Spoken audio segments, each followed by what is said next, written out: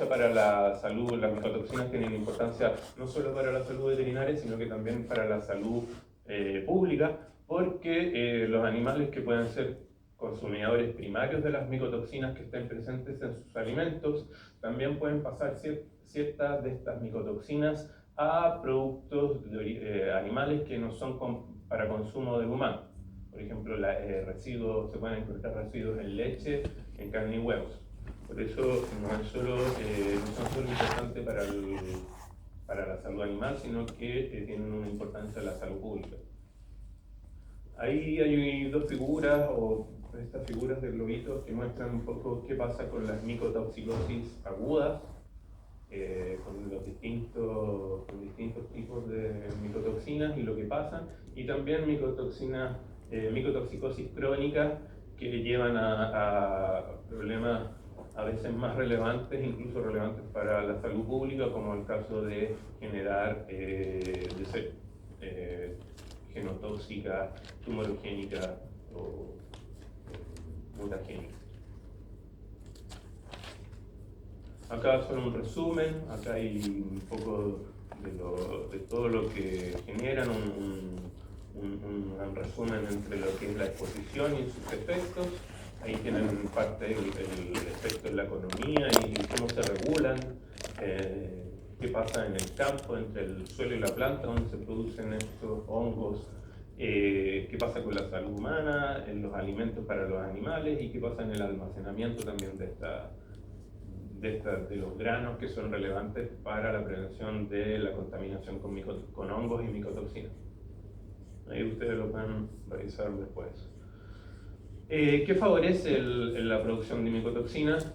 Bueno, como les dije, la humedad, la temperatura, el mismo daño en el grano que puedan generar, el daño mecánico o incluso insectos, el almacenamiento que no sea correcto, estrés hídrico, estrés para la planta, incluso que haya sequías, heladas, daño mecánico, eso también puede favorecer el desarrollo de hongos y micotoxinas.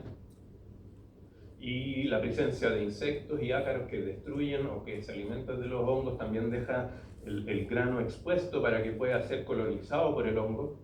Y bueno, también hay competencia entre cepas fúngicas y lo que podría favorecer el desarrollo de mohos es una humedad mayor al 13 y 15%, temperaturas entre 20 y 30 grados, daño mecánico al grano, como les dije, y un almacenamiento prolongado.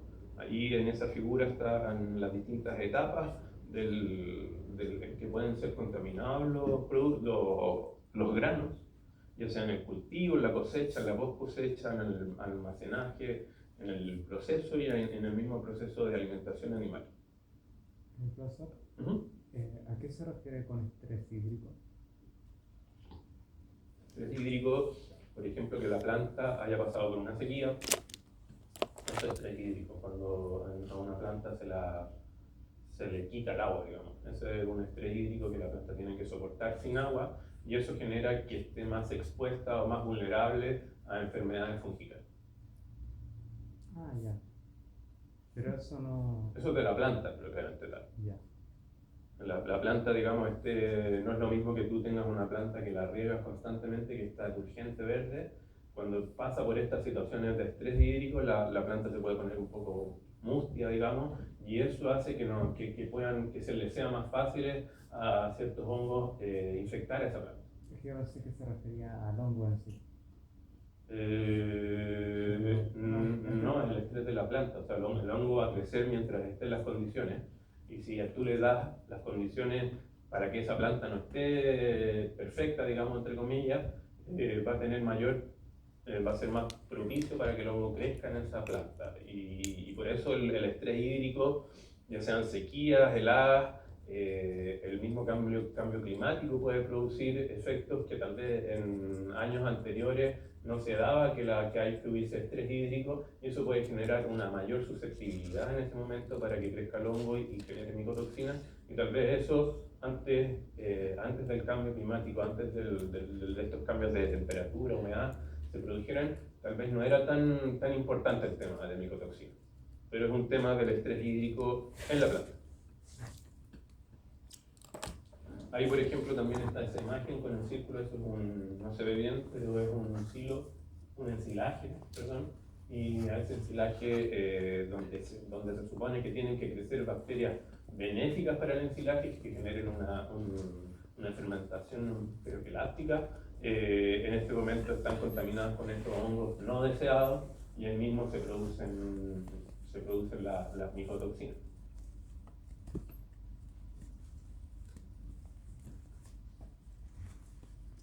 Bueno, como les dije, las principales están acá los aspergillus, que son capaces de producir aflatoxinas y ocratoxina A, los hongos del género Fusarium, con ceranonona, fumonicina, tricotecenos también, como con penicillium, hongos penicillium, que también pueden producir ocratoxina A, y otras como patulina, importante en algunos frutales. Y bueno, hay otras como alternaria que producen ese ácido fenoazónico, y otro importante que es el claviceps, que es más conocido, que produce alcaloides ergóticos capaces de producir ergotismo, y lo vamos a ver brevemente al final. Estos son varios, una tabla, no es para marearlo mucho, pero aquí pueden ver los distintos efectos que pueden tener esta micotoxina. Como les dije, hay algunas carcinogénicas, nefrotóxicas, hepatotóxicas, estrogénicas, entonces cada una puede llegar a tener su efecto muy particular en los distintos sistemas de los animales, y al mismo tiempo pueden tener distintos efectos dependiendo de la especie animal. O sea, pueden ser un efecto más marcado en equinos comparado con bovinos, por ejemplo, y lo vamos a ver también.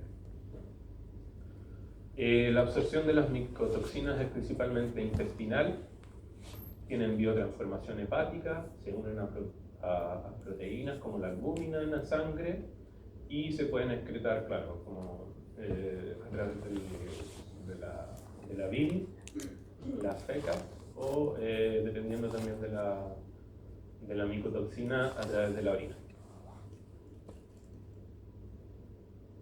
Acá algunas diferencias. Bueno, en rumiantes, ellas son capaces de degradar algunas de estas micotoxinas, por lo tanto los rumiantes pueden llegar a ser un poco más resistentes que otras especies que no son rumiantes.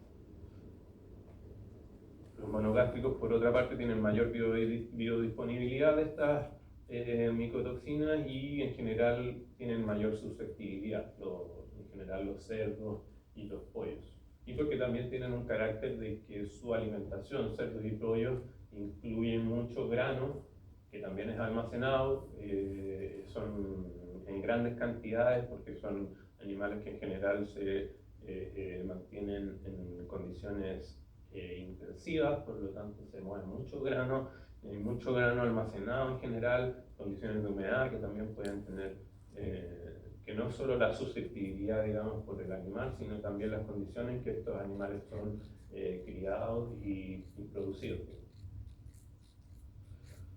La primera de estas micotoxinas que hablamos hoy día son las aflatoxinas. ¿Qué pasa con estas micotoxinas? Son hepatotóxicas y carcinogénicas. Forman aductos de ADN, guanina, y tienen una mutación característica de la proteína P53, y eso lleva que es una proteína, digamos, la P53, que es la que realiza que todo esté funcionando bien, digamos, para que no haya mutaciones. Y cuando esta proteína está, digamos, fallada o hay un problema en ese gen, se producen más mutaciones, y eso lleva a la carcinogénesis de este tipo de micotoxina.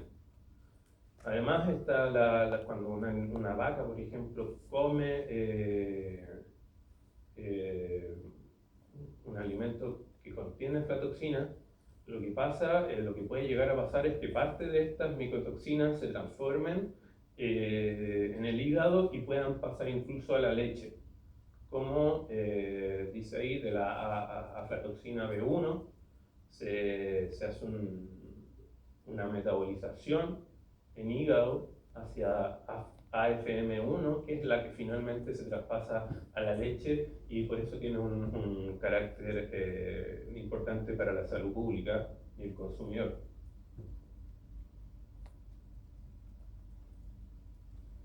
Estas, micotoxinas, las aflatoxinas, como les dije, producen hepatotoxicidad, inmunosupresión, disminución de ganancia de peso y riesgo de carcinoma hepatocelular. Saben un poco los mecanismos. La aflatoxina B1 en el hígado a través de la citocromo P450, que es una enzima del hígado, puede transformar esta micotoxina y puede afectar, digamos, en la proteína P53 en el DNA. Y ahí pueden seguir un poco las flechas y que demuestran su efecto, digamos, genotóxico, su efecto a nivel agudo y también su efecto inmunotóxico. Relevante para el tema inmunotóxico es que al tener un efecto que modula o más bien limita el tema la respuesta inmune, esta misma aflatoxina podrían llevar a un aumento de la susceptibilidad a las infecciones, a los agentes infecciosos, a agentes infecciosos en general, por tener este carácter de inmunotóxico. Yo en estas figuras, en esta presentación, les dejé también ahí entre paréntesis las fuentes de donde he ido sacando estas figuras, por si quieren echar un poco un ojo para ver un poco más de detalle. Las seleccioné principalmente para tener un poco de imágenes acá, pero tienen un enfoque veterinario que también es interesante si le pueden echar una mirada. No creo que haga preguntas directamente de los papers, pero si quieren estudiar un poco más, están esos papers y están bastante ilustrativos. Y más por acá. La otra parte es la generación de reactivos, ¿cómo se llaman? De oxígeno, o sea,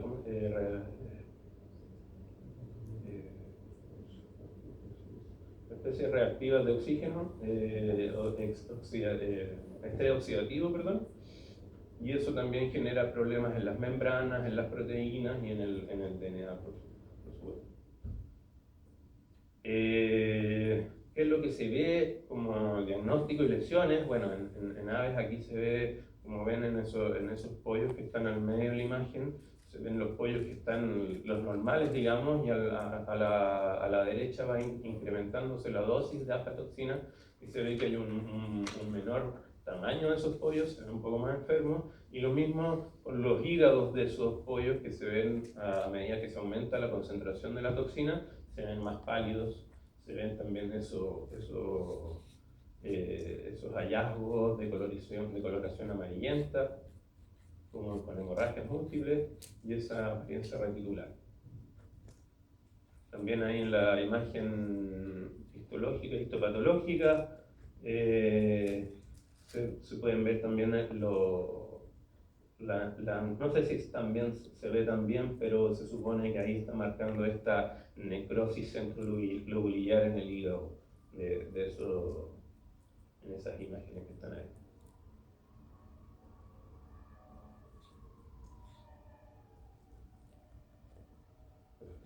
Sí. Luego está la ocratoxina A, es otra micotoxina. La pueden producir hongos, mohos de los géneros Aspergillum, pero también Penicillium. El mecanismo que genera, de toxicidad que genera esto es nefrotoxicidad y estrés oxidativo, lo que afecta también la síntesis proteica.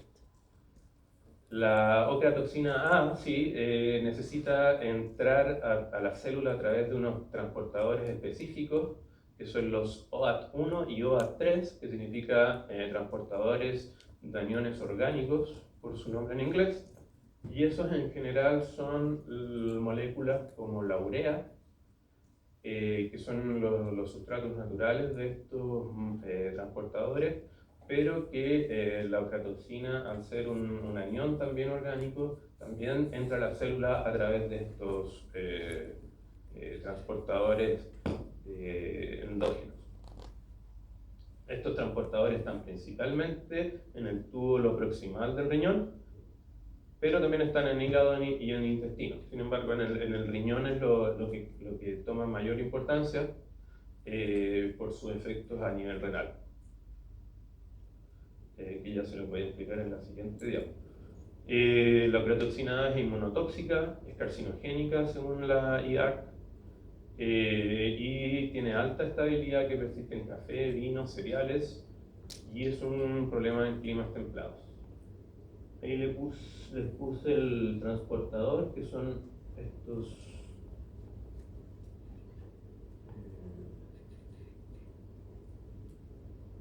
esos de ahí, OAT3, y lo que pasaría es que la ocratoxina entra a esta célula que es del tubo proximal, acá está el glomérulo, la asa de Henle, túbulo proximal distal, tubo colector, y aquí están estos transportadores, el OAT1 o OAT3, que hace que entre la ocratoxina acá, pero después no, es difícil que pueda salir de ella porque no hay otro transportador que lo saque.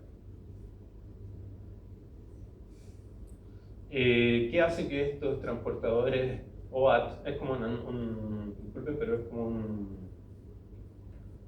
un trabalenguas porque es OTA y ocupa el OAT, la ocratoxina, que es la OTA, ocupa los OAT, que son los transportadores, y qué es lo que genera que la ocratoxina sea la importancia de estos transportadores para la toxicidad de ocratoxina A es que tiene una selectividad renal, porque como les dije, la ocratoxina A es un anión inorgánico, o sea, anión orgánico aromático, y estos transportadores están altamente expresados en el túbulo proximal del riñón. Además, la ocratoxina A en general circula unida a albúmina, pero la fracción libre que no está unida a la albúmina es reconocida por estos transportadores y es lo que lo concentra dentro de la célula tubular. Esto genera una acumulación intracelular, luego produce estrés oxidativo en esa célula, difusión mitocondrial, inhibición de la síntesis proteica, lo que lleva finalmente a nefrotoxicidad.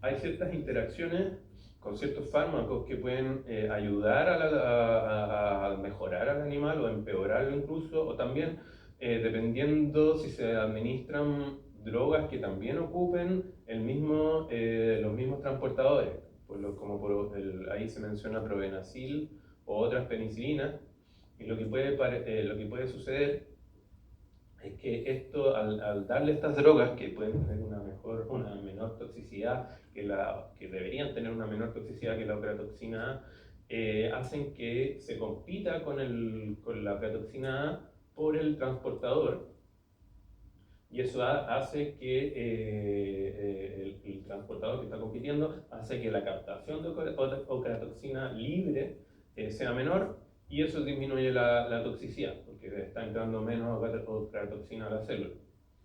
Pero por otra parte, si se satura el sistema, si se da mucho de estos fármacos que compiten, pueden hacer que aumente, que se sature, digamos, también la albúmina con la ocratoxina A y que aumente la fracción libre, y pues, al aumentar esta fracción libre en la sangre, hace que sea más fácil entrar la ocratoxina A directo a las células del riñón y así generar su efecto.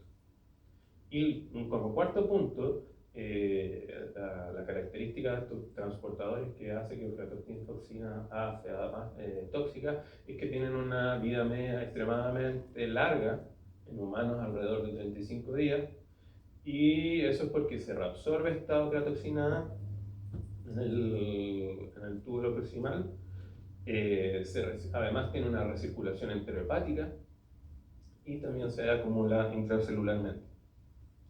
Entonces, todos estos puntos que tal vez a veces suenan como un poco redundantes son individualmente los que hacen que la aflatoxina sea tan tóxica y tenga estos efectos de nefrotoxicidad. Y aquí es un poco lo que les decía, en cuanto hay una alta o una baja concentración de ochrataxina A,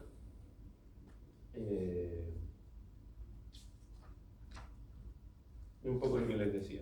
Bueno, con una baja concentración hay una inducción de las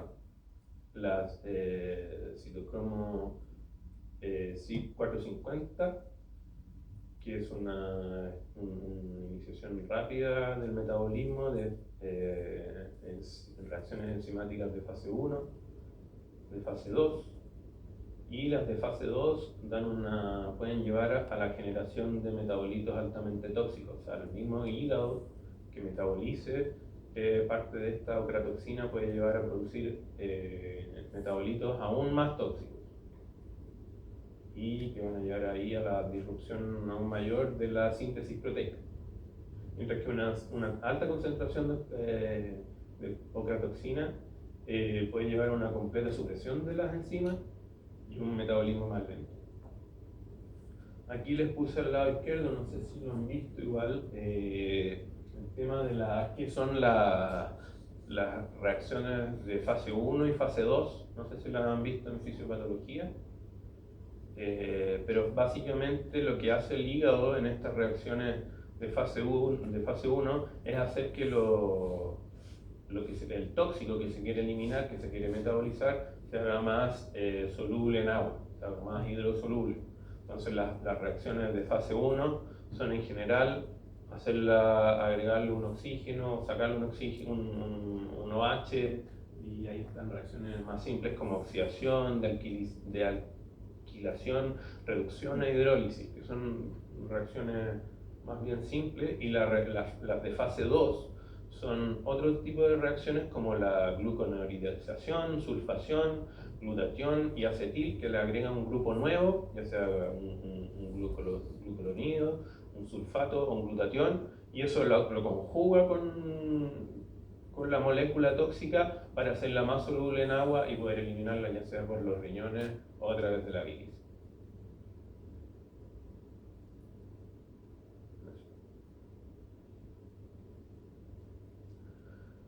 Bueno, dijimos que es nefrotóxica, entonces, bueno, ahí tienen imágenes de cómo se ve un riñón normal abajo. Eso es, aquí vemos la apariencia de un riñón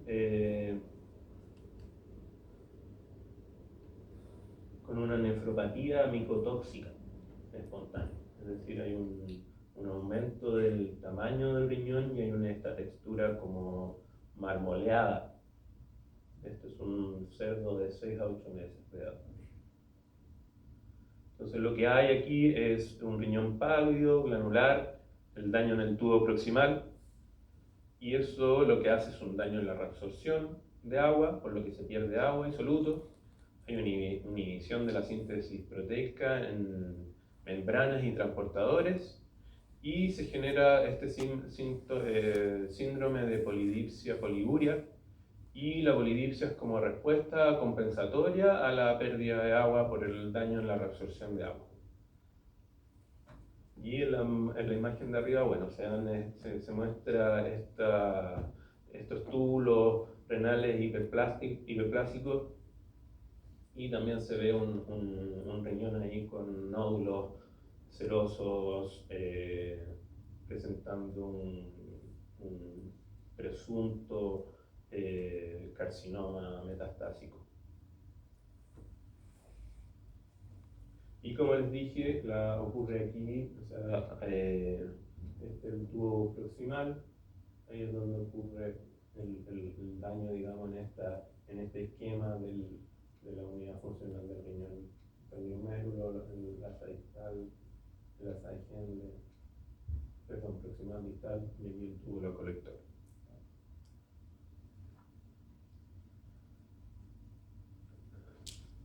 Las terceras micotoxinas son las fumonicinas, F1, su origen es Fusarium, Hongo Fusarium, verticilioides, ¿Y qué hace este hongo, o no el hongo, la micotoxina fumonicina? Es una inhibición de la ceramida sintasa y una disfunción de los fingolípidos. ¿Qué genera esto? Efectos disímiles, por ejemplo, entre porcinos y equinos, por ejemplo.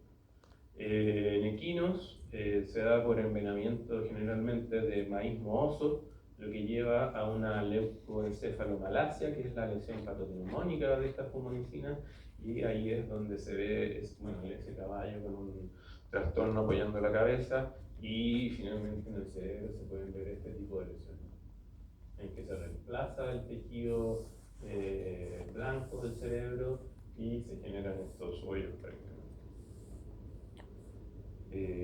Ahí, como les dije, inhiben esta ceramida sintasa, se acumula esfingolina, esfingosina, alteración de las membranas y señalización, y esto altera la vía de los esfingolípidos, que genera apoptosis y difusión de membranas.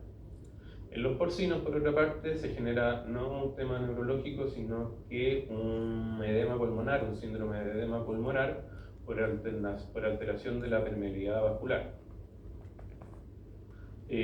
Afecta el sistema cardiovascular y es la principal causa del síndrome de edema pulmonar porcino. Ahí en las imágenes se muestra un poco la secuencia de cómo se muestra el cerdo cuando está con este síndrome. En el A se ve signos de apatía, postración, progresando una dificultad respiratoria grave, como se ve en la figura D, y en caso se puede avanzar hasta la muerte. Otra micotoxina, la cearalenona, esta genera efectos estrogénicos, principalmente en cerdo.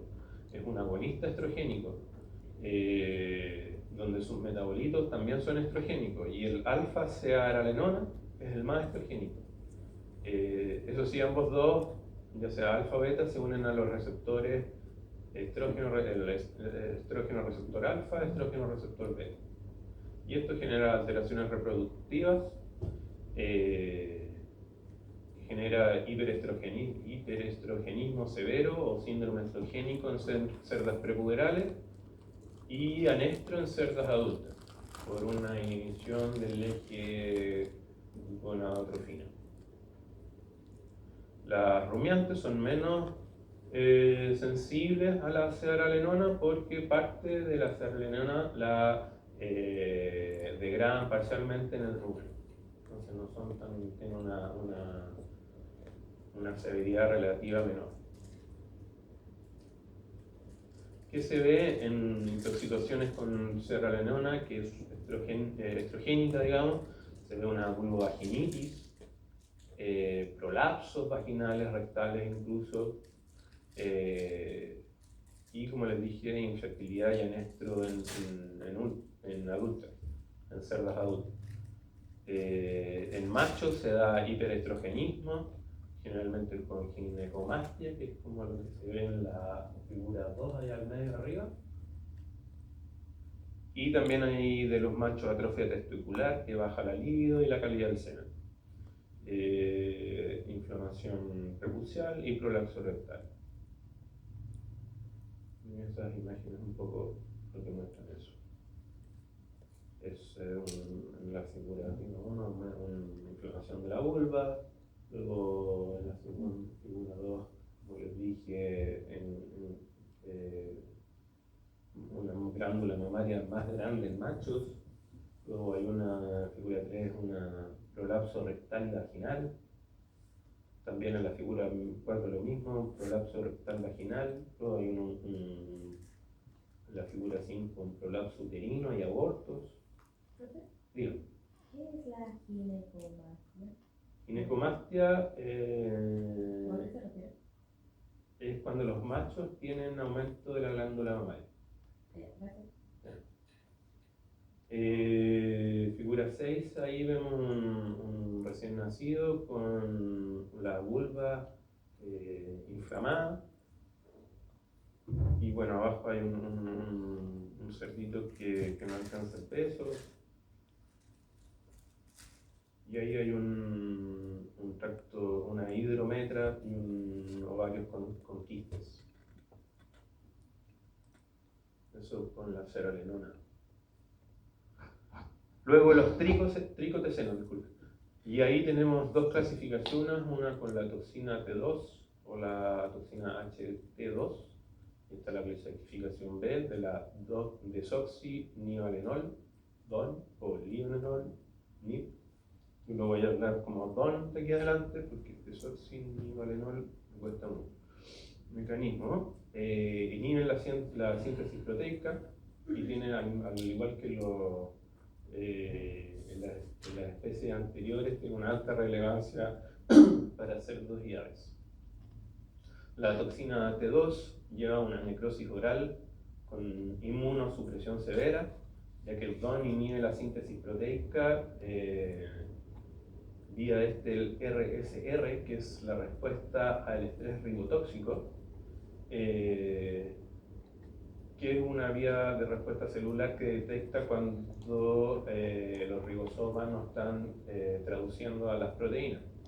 Cuando se afecta esa traducción, los ribosomas se detienen y esta respuesta desencadena una señal de estrés que detiene la producción de proteínas y inicia inflamación y pueden provocar la muerte celular.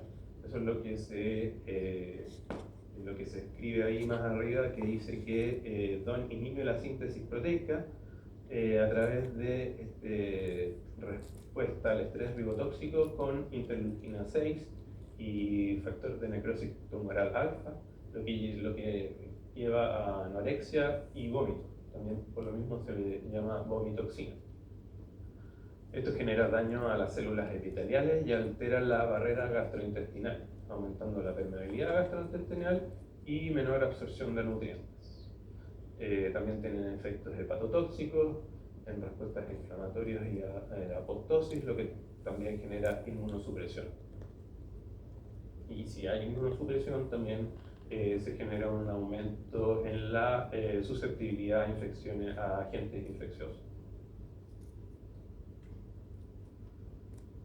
Como les dije, hay lesiones orales, hay inmunosupresión y rechazo al alimento, principalmente en cerdos.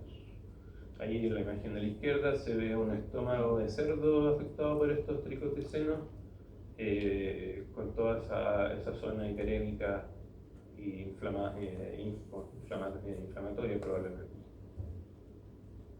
¿Y qué hace la toxina T2 ahí en pollos también?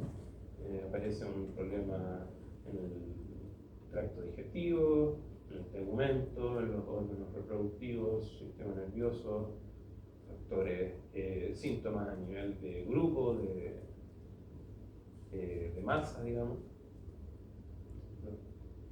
y en el hígado también. Otra micotoxina es el ergot, o los distintos alcaloides que contienen distintos tipos de ergotes, ergot como la ergotamina, ergometina, ergostina. Son distintos, pero la principal o la más conocida es la ergotamina. Y estos se producen en el cornezuelo del centeno, y se produce este hongo que se llama Claviceps purpurea. Ahí hay un esquema dibujado y eso el de abajo se supone que es una microscopía electrónica.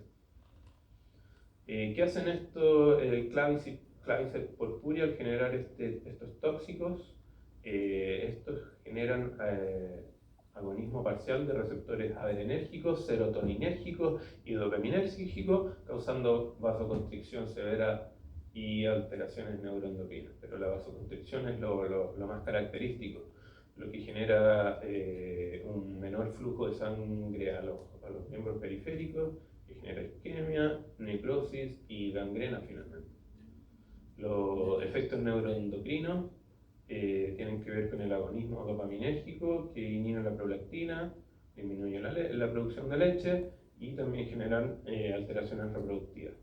Y los efectos serotoninérgicos tienen un efecto en la alteración del sistema nervioso central, con signos nerviosos pero menos frecuentes, Como les dije, lo más común es la vasoconstricción y esta gangrena distal, digamos. Como lo que se ve ahí en las puntas de las orejas de los cerdos, en las colas de los cerdos, incluso hay necrosis en esas pezuñas de terneros también. Por eso ahí se indica que los rumiantes, como bovinos y ovinos, son muy sensibles a la vasoconstricción y puede llevar a gangrenas en extremidades y disminución de la producción de leche. Los equinos también son altamente sensibles, llevando a abortos, laminitis y gangrenas distales. Laminitis son cojeras, digamos, desprendimiento de las pezuñas desde las patas. Las aves son menos sensibles y, como les dije, la forma más común, digamos, es la forma gangrenosa, con frialdad de extremidades, cojeras, necrosis de las puntas de orejas, colas, pezuñas, gangrena seca, dolor a la manipulación, y animales se muestra también como animales que no quieren caminar, pero es por dolor. Está la forma nerviosa, que es menos frecuente, con convulsiones, ataxia, hipersensibilidad, comportamiento normal. Y la forma reproductiva con abortos, agalaxia, retención de placenta y disminución de la fertilidad. Acá hay un resumen comparativo que lo pueden revisar ustedes, donde están los distintos hongos, las micotoxinas, sus efectos en la primera tabla, y después también el tipo de micotoxina, la especie que afecta y los efectos en general que se pueden observar en resumen. No, sí. Hay también interacciones entre micotoxinas. Entonces, por ejemplo, la aflatoxina 1 con la ocratoxina A tienen una sinergia hepatotóxica y nefrotóxica, como sale ahí en la figura. Influyen en que llevan a mayor inflamación, estrés oxidativo, microvesículas y microRNAs. Esto es, en general no es de veterinario, pero ocurre lo mismo al tener esta comunicación bidireccional entre hígado y riñón, que hacen que haya una sinergia hepatotóxica-nefrotóxica. Y por el otro lado, DON, el tricotecino con cearalanona, hace que aumente la absorción, entre ellos dos hacen que aumente la absorción intestinal de cearalanona, por lo que puede generar un aumento de sus efectos estrogénicos. Esta combinación, que es lo que tiene, como dice ahí, puede tener un impacto real en la producción. En cuanto a gestión y prevención del desarrollo de estas micotoxinas, bueno, seguir buenas prácticas agrícolas, control de humedad, manejo de silos, rotación de cultivos. Aquí no explico mucho más porque eso se escapa un poco de la clase y probablemente lo van a ver en cursos de producción animal, alimentación, etc. Acá otro resumen, esto era para riesgo de micotoxinas en animales de compañía. Por eso están esos pellets al medio y ahí, bueno, están los links por si quieren ir a cada una de estas fuentes. Pero también aquí se entrega un pequeño resumen de lo que ya hemos visto. También influyen en las mascotas porque, bueno, las mascotas, especialmente las que comen alimentos en pellets destruidos, que contienen granos, pueden llegar a contener este tipo tiene mayor riesgo de tener micotoxinas, por ejemplo, que alimentos para mascotas sin grano, que están un poco más de moda en estos días.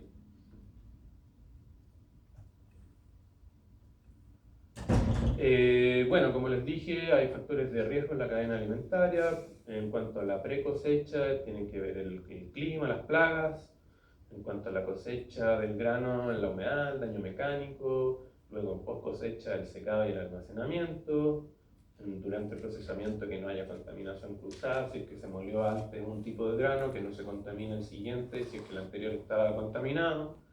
La extrusión o peletizado no disminuye la carga de micotoxinas en general, Solamente esta, el tricoteceno con, baja parcialmente con la extrusión. La pasteurización no elimina esta toxina y la fermentación puede reducirla a cero. ¿No? Hay un poco más de detalles de las cosas que hay que hacer al grano para ir controlando esta emergencia de micotoxinas. Acá hay casos históricos, agregué, bueno, en Turquía hubo un caso de aflatoxicina en pavos, en Kenia también y en Europa, y ahí hay una línea de tiempo más o menos con algunas de los principales casos históricos, pero entre los 60 y 70, que fue cuando empezó a llamar la atención este tipo de toxinas. El diagnóstico, bueno, es en base a signos clínicos principalmente, histopatología y análisis de los alimentos. Se pueden hacer por un screening que no tiene mucha sensibilidad, sí puede detectar, pero no puede determinar la cantidad exacta, pero como es una técnica de screening sirve para saber si hay o no, y luego se confirma a través de técnicas de química analítica como el HPLC, o que son técnicas de química analítica en que se determina la concentración muy específicamente y sensiblemente del analito, en este caso nitrocotoxina, en distintas matrices, ya sean de granos o de mismos órganos del animal.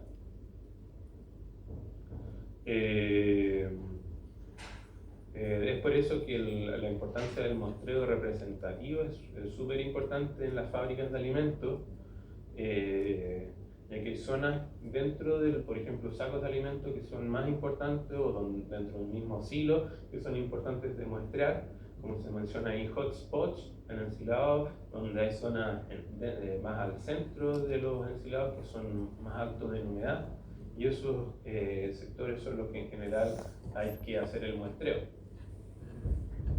Porque puede ser que salga una muestra limpia, digamos, de alimentos, pero lo que esté pasando es que nosotros estemos tomando mal la muestra. Y si no hay y eso nos puede dar la falsa creencia de que estamos frente a un alimento limpio. Bueno, del alimento se sacan ahí las muestras, se hacen screening, ya sea en ELISA, estos son técnicas de ELISA, y esta es la cromatografía que requiere un poco más. Esos también son otro tipo de screening, que son con tiras reactivas que hay en el mercado. Y abajo les pongo biomarcadores de exposición, que me parece que están acá, que son cosas que también medimos, que se pueden medir con estas técnicas más confirmatorias. Por ejemplo, la aflatoxina B1 y aductos de albúmina. Es un biomarcador de efecto temprano y exposición acumulada que se mide en el suero sanguíneo, y lo que hace, como ya les dije hace un rato, que la aflatoxina B1 junto a esta enzima hepática la transforma en AFM1, que puede pasar a la leche, y eso es un problema para la salud pública, para el consumo humano. Sin embargo, esto no tiene que ver con la leche, sino que es una técnica, un biomarcador que se hace con la albúmina, por lo que te da les refleja una exposición crónica, mientras que la leche demuestra más una exposición aguda, que te demuestra que el animal consumió esto en los últimos 24 horas más o menos. Mientras que en los adultos uno puede saber si es que consumió por mayor tiempo. En cuanto al don-tricoteceno, don-glucuronido don-glucuronido en orina, es un marcador de exposición reciente que se mide en orina, y este tricoteceno es altamente disponible en cerdos. por lo que este don-glucurónido es un indicador de exposición. Y también, como el anterior les mencioné, es una exposición de las últimas 24 a 48 horas, es decir, una exposición reciente, y permite monitorear brotes de rechazo al alimento o disminución de ganancia de peso. Y para cearalenona, también se miden metabolitos urinarios y se puede medir en orina y en plasma sanguíneo igual. Y la alfa-cearalenona en orina se correlaciona con los signos clínicos de vulvovaginitis e infertilidad, por lo tanto se usa la alfa-cearalenona, como el biomarcador de exposición para cearalenona. Con estos datos de concentraciones, ya sea en el alimento o en el animal, se puede hacer una evaluación de riesgo en cuanto a la alimentación. Y ahí les puse una imagen, digamos, el esquema básico del análisis de riesgo, que primero tiene, tal vez lo han visto en otro curso, tiene la identificación del peligro. En este caso, por ejemplo, la cearalenona sería un estrogénico, ese es su peligro, y en qué dosis ocurre. Pero también tenemos una parte que es el análisis de la probabilidad de encontrar ese peligro. El hazard es el peligro y la exposición es a cuánto uno se va a exponer a ese peligro. Y finalmente, entre estas dos partes, se puede generar una caracterización del riesgo, es decir, cuánto de este peligro está presente, por ejemplo, la cearalenona, que es un estrogénico, cuánto de eso podemos creer que hay en el alimento y con eso podemos caracterizar el riesgo. Eso es lo que se hace en general, obviamente tiene muchos más pasos dependiendo también del tipo de riesgo, análisis de riesgo que se hace, pero aplica en general para todo lo que tenga que ver con un análisis de riesgo en que haya un peligro y una probabilidad de encuentro, digamos, que es la exposición. Los límites del riesgo y los niveles están en general caracterizados a través de límites máximos que se aceptan por cada matriz de alimentos, y estos están en el Codex Alimentarius, a través de la Unión, en los distintos países desarrollados, en el nuestro también, a través del Reglamento Sanitario de los Alimentos.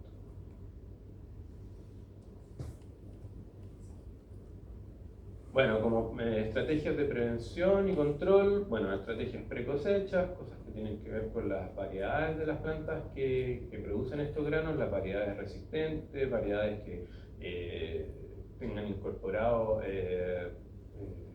mayor resistencia a plagas, tiene que ver también con buenas prácticas agrícolas, estrategias post cosecha que tienen que ver con el secado rápido del grano o del material vegetal, control de la humedad, ciclos herméticos, rotación de stocks. Y también existen secuestrantes y detoxificantes que se agregan al alimento para que se unan, se absorban, para que la toxina se absorba por estos secuestrantes y así no tengan efecto en el animal. Finalmente esto pasa en estos días a que lo que hacen generalmente los productores es, para no tener riesgo de micotoxina y no incrementar los gastos, les dan de estos secuestrantes o detoxificantes directos al alimento sin saber siquiera si el alimento tiene micotoxina, porque ya dándole esto aseguran que el animal, digamos, entre comillas, va a estar bien, y generalmente tampoco son muy caros, digamos, para el productor. Ahí tenemos principalmente absorbentes como las bentonitas y zeolitas que sirven para las aflatoxinas. Principalmente hay otros tipos de biotransformaciones microbianas, procesos fisiológicos. También hay algunas levaduras, las paredes de algunas levaduras modificadas que sirven para toxinas polares como la cearalenona. Y bueno, ahí van saliendo nuevos productos que son los que le ofrecen a los productores para controlar las micotoxinas.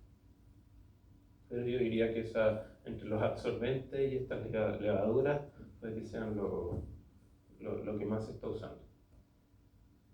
Hay otro tipo de micotoxinas emergentes que, bueno, no les di mayor relevancia en esta clase, pero están ahí las eniantinas, la beauversina, monilinformina, que, bueno, relevancia creciente en Europa, Sudamérica, pero no les puse más ejemplo, creo que las que ya hemos visto hasta ahora son las más importantes.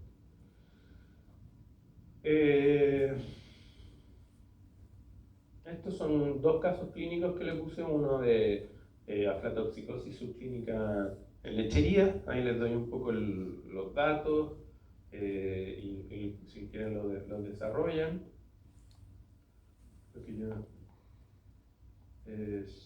Y otro caso de cerebralonona en cerdas, pero bueno, es un poco de lo que ya hemos hablado, de lo que ya les he hablado.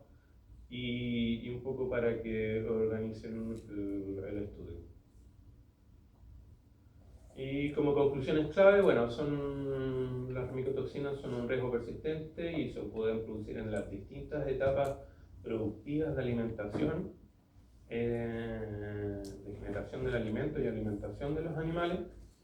Como les dije, los hongos pueden morir con tratamientos térmicos, pero las micotoxinas no.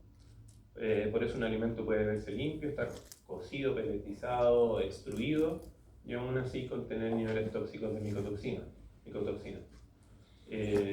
Los mecanismos son importantes para la evaluación de riesgo y el control depende de toda la cadena alimentaria. Para la prueba, las preguntas van a ser similares a la prueba anterior, como más, digamos, conceptos, definiciones. Yo creo que para la integrativa van a haber preguntas más de integración. Valga la redundancia. Eso, alumnos. ¿Alguna pregunta?